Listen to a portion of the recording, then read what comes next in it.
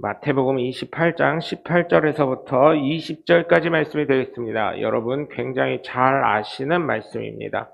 신약성경 52쪽에 있는 마태복음 28장 18절에서부터 20절까지 말씀이 되도록 하겠습니다.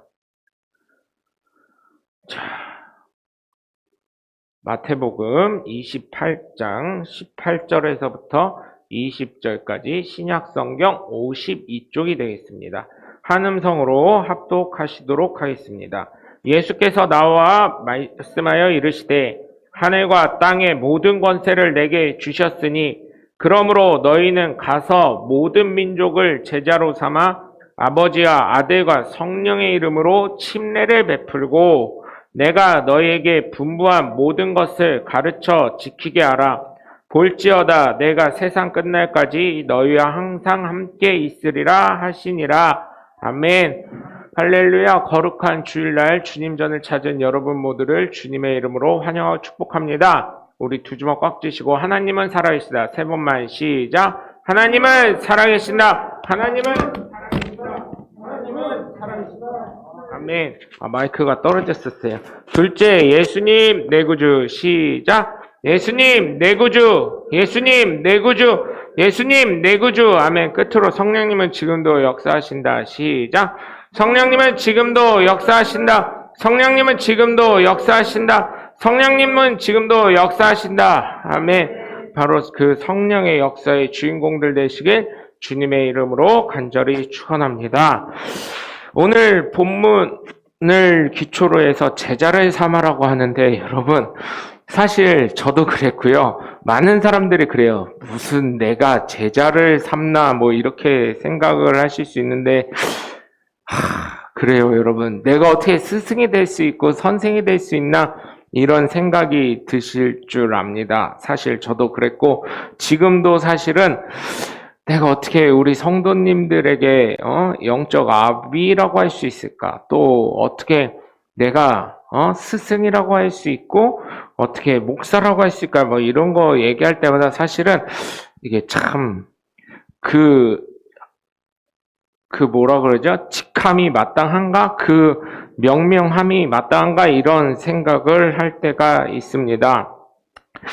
그래서 보면 사실은 예수님 덕분에 이렇게 목사가 됐고 영적 아비라 그러고 스승이라 그러고 이런 것을 봤을 때 참 감사하게 생각을 합니다. 자, 그렇다면 여러분에게는 선생님 혹은 스승, 멘토, 랍비 뭐 이런 분들이 혹시 누가 있으실까요? 왜냐하면 사람은 어느 누구나 한 명 정도는 자신이 생각하는 스승 혹은 선생, 멘토, 랍비가 있길 나름입니다. 그래서 이거를 한번 찾아봤어요. 그래서 스승은 무엇일까 했더니 내 삶의 인도자라고 이제 백과사전적으로 얘기를 하면 내 삶의 인도자. 여러분 삶의 인도자가 되셨던 육신적인 스승이 계신가 궁금합니다. 여러분의 삶이 이렇게까지 될 수 있도록 이끌어 주신 분이 과연 누구이실까? 한번 궁금합니다. 여러분 한번 생각해 보시고 자꾸 생각을 해보시면 좋겠습니다. 또 여러분 멘토는 어떤 분이냐? 우리가 멘토라고 저 대학교 다닐 때 2000년도에 굉장히 큰 반항을 일으키고 멘토라는 책까지 나오고 막 너의 멘토는 누구냐 막 이러고 그러다 보니까 돌아가신 분이시지만 삼성 이건희 회장님이 1월 1일쯤 되시면 1월 1일 행사를 지나고 그 다음에 보시면 이제 이런 이야기들을 신문에 나왔어요. 일본의 모 회사의 회장을 만나러 가신다.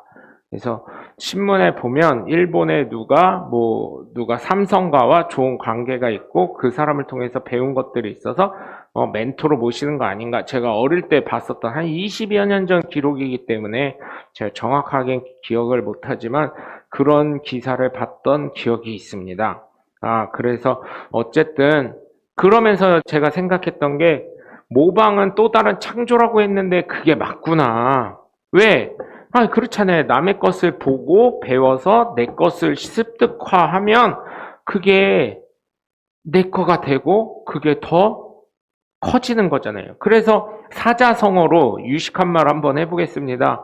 청출어람이라는 말이 있죠. 네? 제자가 스승을 뛰어넘었다는 의미가 되지요. 그것처럼 야, 삼성이 여러분 지금 보세요.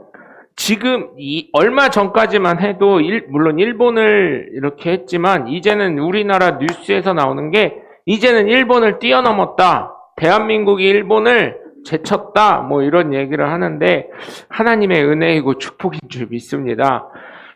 그런데요, 아직까지도 일본을 가보면 진짜 말도 안 되는 그런 구멍 가게 같은 데도 가서 보면요. 그리고 작은 회사, 뭐 직원이 3명, 5명밖에 없는 회사인데도 불구하고요. 특허권을 가진 회사가 있어요. 그런데 일본 문화에 따라서 그 회사들이 지금 폐업을 하고 있거든요. 왜냐하면 그 다음을 이을 사람이 없는 거예요. 그럼 네가 사장이 될래? 그러면 아유 저는 사장감이 아닙니다. 다 이러고 회사를 다른 데로 이직을 한다든지 폐업할 때까지 함께 하다가 다른 데 취업을 한다는 얘기를 하더라고요. 일본 사람들은. 왜냐면 일본 사람들은 우리나라 사람과 틀리게 우리나라 문화와 틀리게 한 번 직장은 어때요? 영원한 직장이 돼요. 은퇴하실 때까지. 그래서 그런 걸 볼 때 안타깝다 이런 생각을 하는데 멘토는 어떤 사람이냐면 현명하고 신뢰할 수 있는 상담자라고 얘기가 되어 있어요.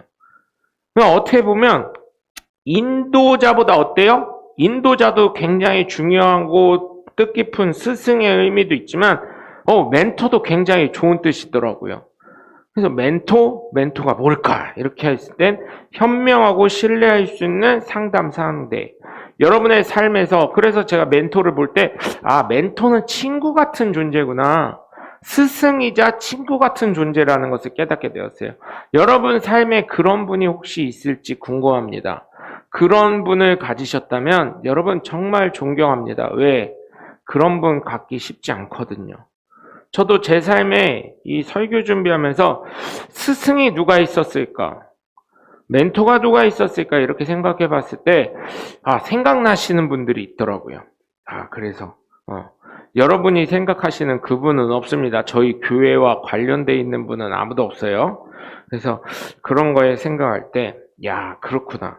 또 선생이라는 뜻은 백과사전에 보니까 도를 깨달은 자, 아니면 덕이 있는 자, 아니면 제3인을 존칭하는 사람, 아니면 무슨 과목이나 덕을 깨달아서 가르칠 수 있는 사람을 선생이라고 합니다. 우리가 잘 모르는 분한테 뭐라 그래요? 선생님이 아니야. 그분 직업은 솔직히 말해서 뭔지 몰라요. 그런데 잘 모르니까 그냥 김 선생님 이렇게 하죠. 그래서 제3자를 존칭하는 말 뭐 이런 식으로 얘기를 하더라고요. 그래서 이런 걸 봤을 때 여러분 선생으로서 생각할 분은 사실 누가 있을까요? 네? 여러분이 생각할 때 공자 선생님 뭐 이런 분이 있지 않을까? 그런 생각을 해봅니다. 예를 들자면 도덕에 배웠던 공자, 누구를 지칭하기 어려워서 그렇습니다. 또 우리가 성경을 보면서 예수 그리스도를 믿는 사람으로서 성경을 보면서 뭘 느끼죠? 랍비라는 말이 나와요. 랍비요 뭐 이런 얘기가 나오는데 이 랍비는 특정 되어 있습니다. 유대교의 율법 교사입니다. 그래서 예수님을 랍비어하는 거는 그냥 율법 교사 정도로 이렇게 지칭을 하는 거예요. 율법 교사도 굉장히 중요한 거지만 사실은 이거잖아요. 우리 학교 교사 김 선생이에요. 이렇게 누구를 소개할 때. 그렇죠? 누군가를 만약에 학교 선생님이에요. 그러면 학교 선생님이에요 하기도 하지만 저기 무슨 초등학교 교사예요. 어느 중학교 교사로 있습니다. 그리고 본인을 낮춰서 얘기할 땐 선생이라고 말하기 본인이 쑥스러우니까 어느 초등학교 교사로 재직 중인 누구누구입니다. 이렇게 설명하듯이.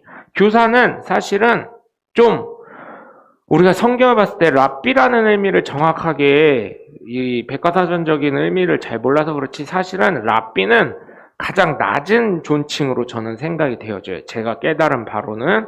왜냐하면 유대교 율법 교사, 뭐 랍비어, 랍비님 이렇게 한다고도 하지만 사실은 선생님이 맞는 것 같습니다. 제가 볼 때는.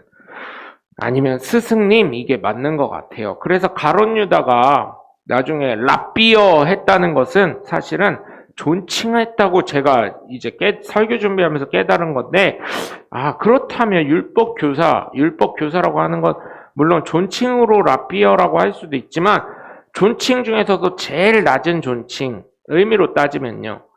그 다음에 또 어때요? 어떻게 보면 하대하는 그런 말이 아니었을까 이런 생각도 해봤습니다. 그래서 여러분은 어떠한 스승과 멘토와 선생님이 계신지 궁금하고요. 또한 여러분 역시 제가 볼 때는 어떤 분에게는 스승이 되시고 멘토가 되시고 선생님이 되실 줄 믿습니다. 그래서 제가 요즘에 계속 느끼는 것이 무엇이냐면 정말 잘 살아야 되겠구나. 내 승질대로 살면 안 되겠구나. 여태까지 생각을 하면서요. 제가 요즘에 여러 일들을 겪으면서 제가 생각하는 게 정말 잘 살아야 된다. 또 한 가지 제가 어느 분의 장례식장을 갔는데 저는 모르는 분이에요. 저는 몰라요. 누군지 모르는데 저희 사모님이 아시는 분이 있어가지고 너 누구 아니야? 이러더라고요. 몇 년 동안 안 봤었는데 그 인상이 서로 깊었었나 봐요. 그래서 이름은 갑자기 기억을 못했지만 간만에 몇 년 만에 보신 분이라 그래서 나오면서 하는 말이 정말 바르고 잘 살아야 되는 게 언제 어디서 어떻게 누구를 만날지 모르는 상황이기 때문에 정말 바르고 잘 살고 정말 잘 심어야 된다는 것을 느낀다고 고백을 하더라고요. 그래서 그런 거 맞는 것 같습니다. 그런데 여러분의 삶에는 어떠한 삶이 있는지, 뭐 어떤 분은 업적을 남겼냐, 뭘 했냐 하는데, 아니, 우리가 인생 살 때 뭐 업적 남기려고 삽니까? 그 업적을 남기려고 목표하는 사람이 어디 있어요? 살다 보니까, 선한 삶을 살다 보니까, 바른 삶을 살다 보니까, 그쪽으로 공부하다 보니까, 그쪽으로 다양한 경험을 하다 보니까, 그쪽으로 다양한 임상 실험을 하다 보니, 내 삶의 테두리 바운드에서 어떻게 돼요? 이런 네모난 것도 있고 동그란 것도 있고 뭐 각양각색으로 있겠지만 그런 삶을 살다 보니 업적 아닌 업적이 남겨지는 거지 어느 사람이 그럴 수가 있겠습니까? 그렇기 때문에 여러분 저는 여러분들이 내가 뭘 이렇게 생각하지 마시고 스승이자 멘토이자 선생이 누군가로부터 받은 것도 있겠지만 나 역시 스승이자 멘토이자 선생이 될 수 있다는 그런 것을 느끼시면 감사하겠습니다. 그래서 여러분 맹모 삼천지교라는 말씀을 잘 아실 거예요. 오늘 우리 목사님이 설교 준비 빡세게 했나 보다. 유식한 말 많이 나오는 거 보니까 그 어떤 뜻이에요? 맹자의 어머니가 처음에 어땠어요? 장사 치레를 갔죠. 장사하는데. 그러니까 골라 이거를 해서 나중에 보니까 맹자가 골라 아줌마도 고르고 아저씨도 고르고 막 이러면서 한다는 거. 두 번째로는 뭐예요? 안 되겠다 해서 인생의 깨달음을 주려고 이제 장례식장 그 장례하시는 분들 옆집으로 이사 갔더니 맨날 하는 게 장성곡 나오는 소리니까 뭐라 그랬어요? 맹자가 아이고 이제 가면 언제 오나 아이고 하면서 그러면서 옆에서 눈물도 안 나는데 저희 할아버지 돌아가셨을 때 제가 어릴 때 본 거예요. 아직도 안 잊어버려.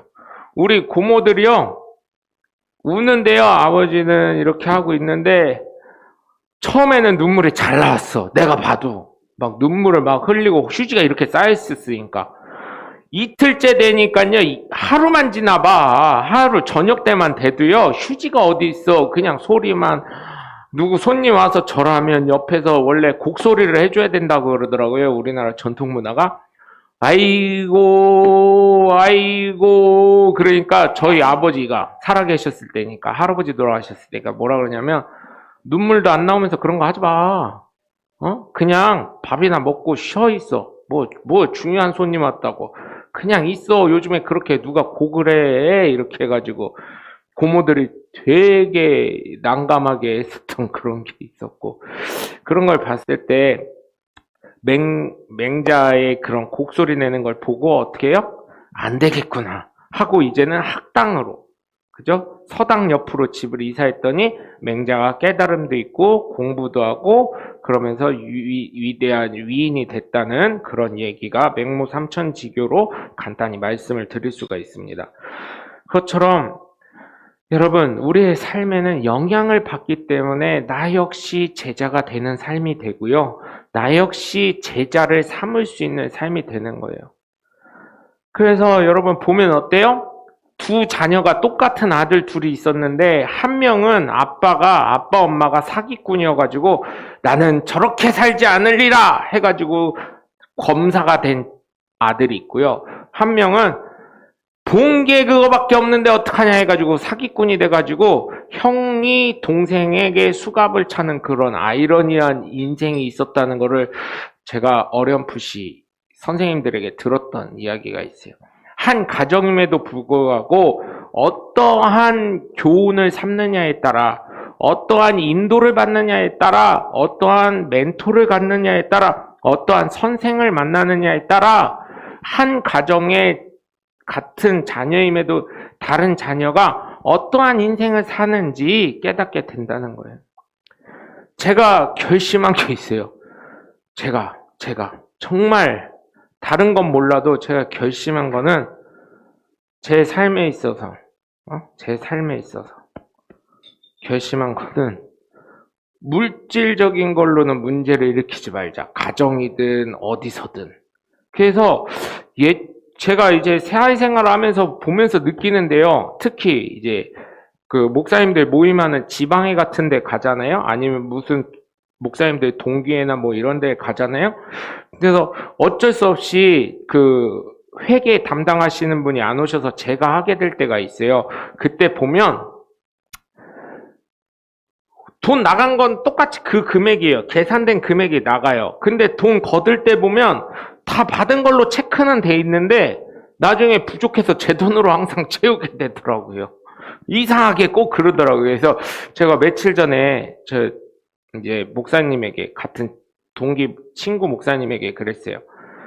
아니, 나는 뭔가 회계 같은 거는 안 맞는 것 같아 그랬더니 자기도 그렇대요. 그래서 왜 그러냐고 그러길래, 아니 돈을 거두면 앞뒤는 맞아. 근데 돈이 부족해 항상. 그래가지고 내 주머니에서 돈이 나가, 모자란 만큼. 이게 어찌 된 일인지 모르겠어 그랬더니, 너도 그러냐? 나도 그러는데. 그래서 우리는 회개하면 안 되는 사람들이요.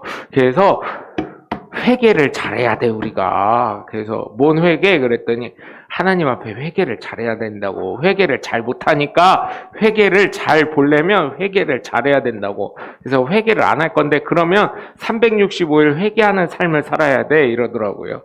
딴 사람이 회개를 안 하니까. 이거를 알아들으시는, 이거는 좀 이게요 여러분. 이럴 때는요 같이 웃어주셔야 돼요. 그래야 제가 기분도 좋지만, 우리 성도님들 다 똑똑하구나, 무슨 말인지 다 알아들으셨구나, 이거를 인지하니까 여러분이 이런 얘기할 때는 몰라도 그냥 하하하 웃으세요. 왜냐하면 웃어야 웃을 일이 생기고요, 감사해야 감사할 일이 생기기 때문이에요. 우리 목사님 왜 이렇게 맨날 썰렁개그하고 웃기지도 않는 얘기한다 이렇게 생각하실 수 있는데, 여러분 부탁을 드려요.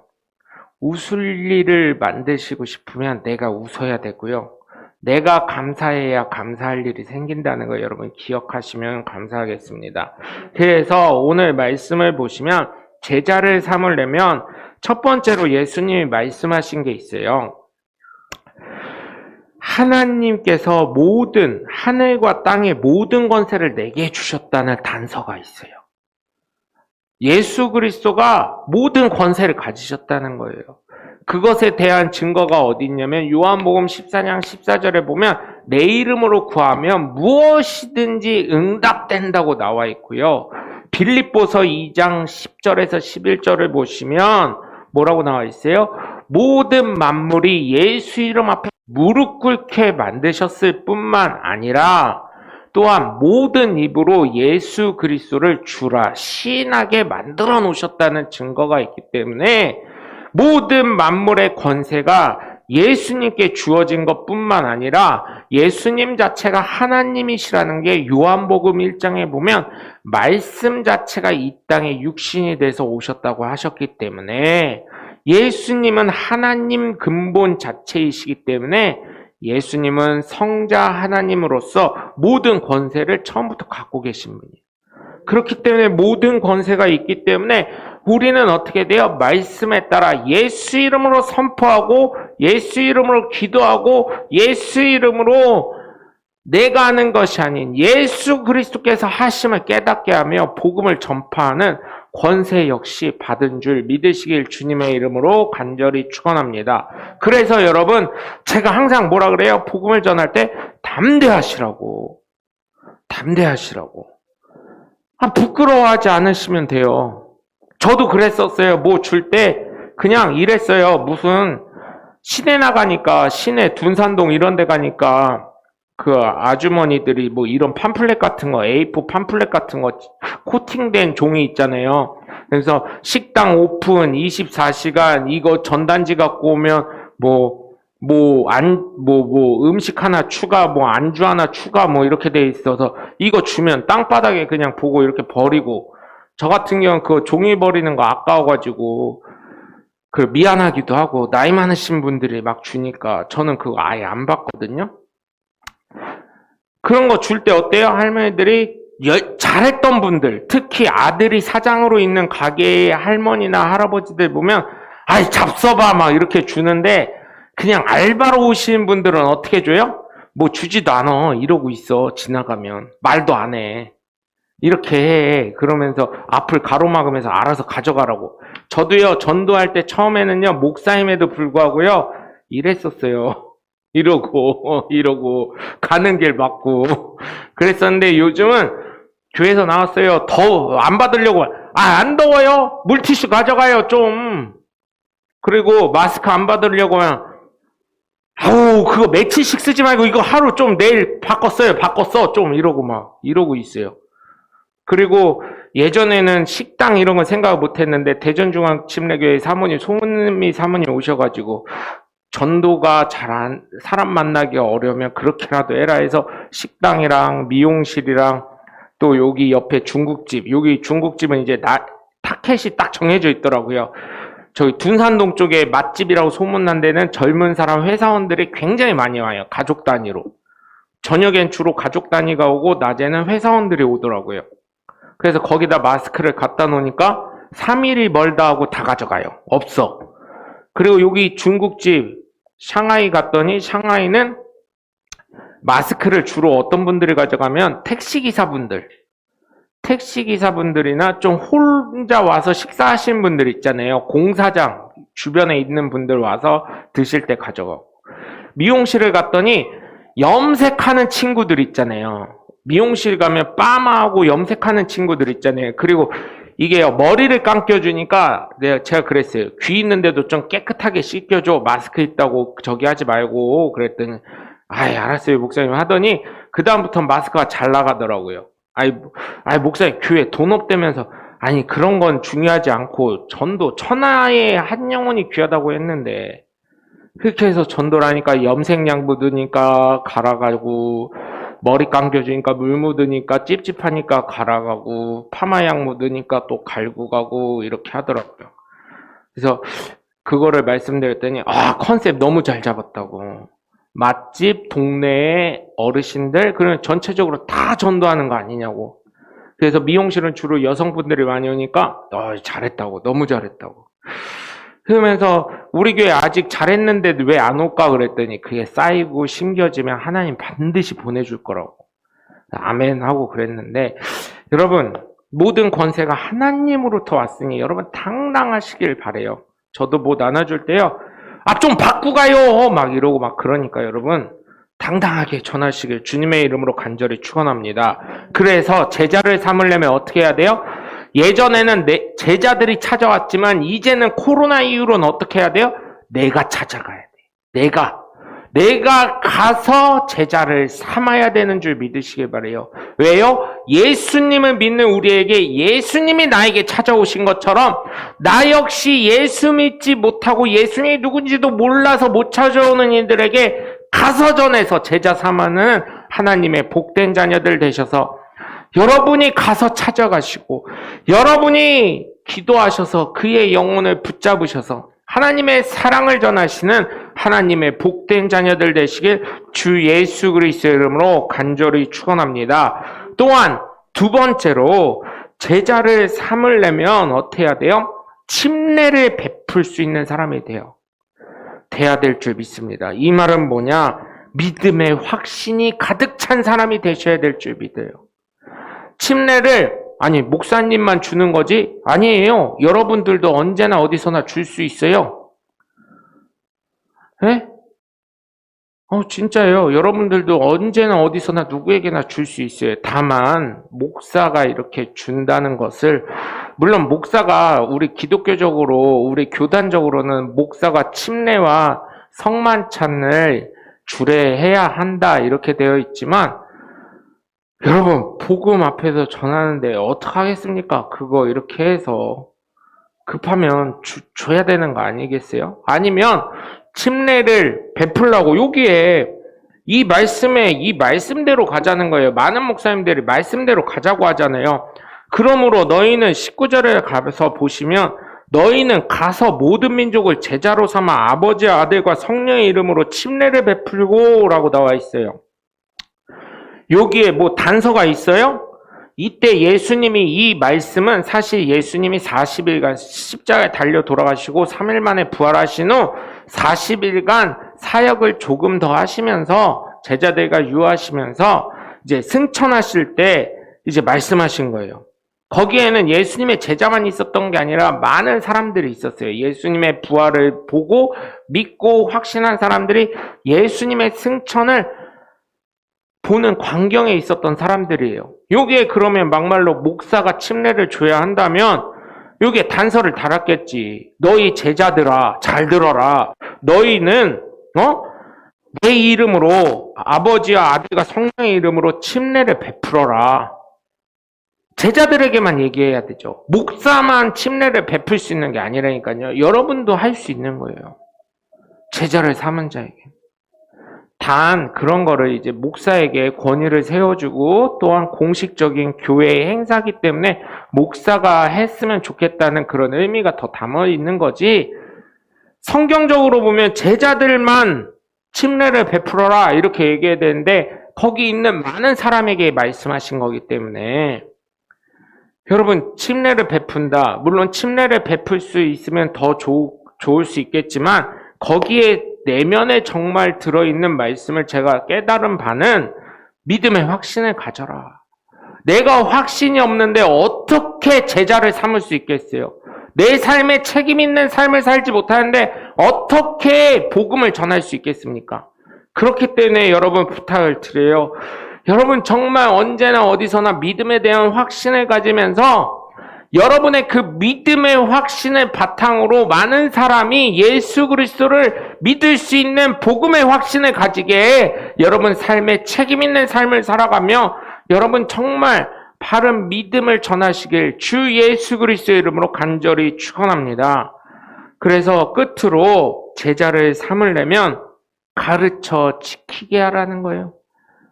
그냥 지키게만 하는 게 아니라 가르치라는 거예요. 내가 복음이 무엇인지 알아야 되고 예수 그리스도가 누군지 알아야 되고 내가 믿음의 생활은 어떤 건지 내가 신앙은 무엇인지 하나님의 뜻은 무엇인지 하나님의 계획은 무엇인지 깨달은 다음에 지키게 한다는 거예요. 제가요 학원 강의를 하고요. 제가 생각해 보니까 가르치는 거요. 책 보면 어느 누구나 가르칠 수 있는데 여러분 책 보면서 가르치니까요. 학생들이 인정을 안 해요. 제가 첫 번째 학원에 가서는 책 보면서 가르쳤어요. 그런데요. 첫 번째 한 달을 그랬어요. 한 달을. 그랬는데 애들이 인정을 안 해. 왜? 책 보면 지네도 다 아는 내용인데 선생이 책 읽고 있거든. 가르치는 게 아니라. 그럴 것 같으면 비싼 돈 주고 학원 왜 오냐고 항의를 하더라고요. 그래가지고 제가 그 다음부터 그랬어요. 영어 책을요, 일주일에 한 권씩 외워가는데요. 12권을 외웠거든요. 근데 지금도 학원 강의를 쭉 했으면 괜찮은데, 안 하니까 다 까먹긴 했어요. 그런데 여러분, 정말 내가 그거를 저는 생각할 때, 그거를 학원 강의할 때 맨날 외웠어요. 맨날, 마음으로. 그러니까 머리에 있는 게 가슴으로까지 다 오더라고요. 그러면 그걸 막 바꿔가면서 하는 거예요. 학원 강의를 하면서 그 상황에 맞게.